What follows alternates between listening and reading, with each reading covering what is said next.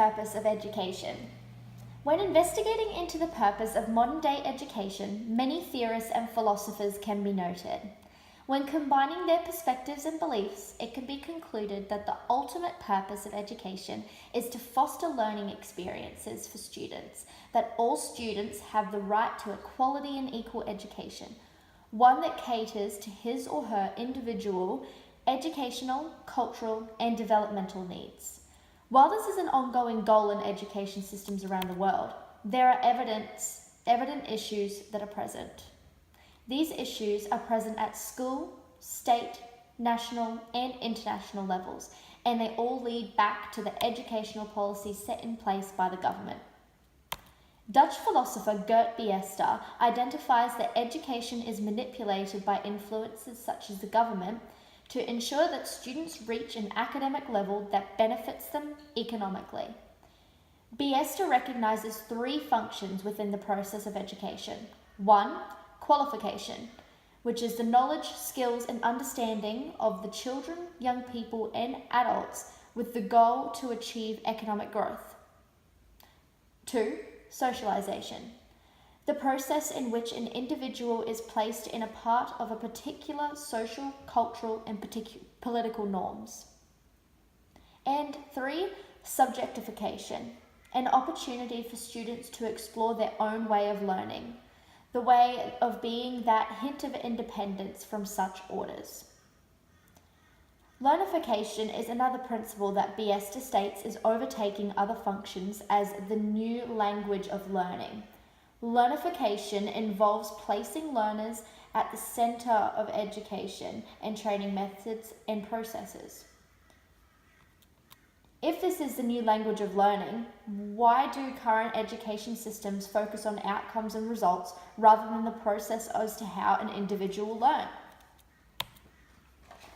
On an international level, educational outcomes are collected through a series of examinations such as PISA, PIRLS, and TIMSS.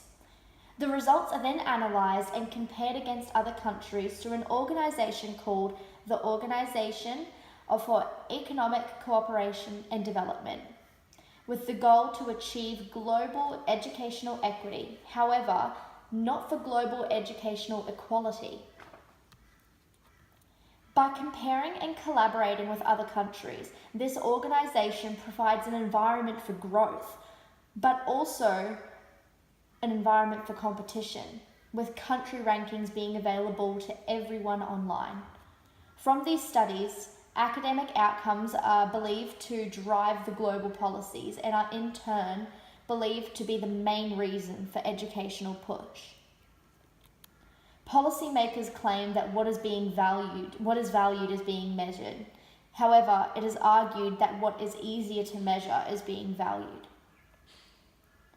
The presence of controlled curriculum at local, state, and national levels by higher authorities rather than the school or teacher removes the option for the school to operate democratically. Without democracy in schools, educators can only teach what is on the Australian curriculum and other policies, not customise and change to meet the needs of their students. Therefore, with this limit in place, teachers and schools unwillingly fail to provide equal education for all their students. In order for every student of every race, culture, gender, sexuality, learning type, and socioeconomic background to be accounted for in our education system, there must be no discrimination. Instead, there should be support and recognition when creating academic standards and systems. While working towards an education that is equitable, students have the right to an education of emancipation. Frederick Douglass once spoke that education means emancipation. As modern schooling already caters for the powerful and indifferent members of society, the government must work to include and empower those who are marginalised and oppressed by the system in order to create an equitable education system. In this view, schools can become places of emancipation and empowerment rather than institutions of control. To conclude, the purpose of education is to provide students with a supportive environment in which they are to learn and grow into active and informed citizens. It is to foster learning experiences for students. All students should have the right to a quality and equal education, one that caters to their own individual educational, cultural, and developmental needs. Current education systems must make numerous changes in order to ensure an equal and equitable education for every global citizen of our future.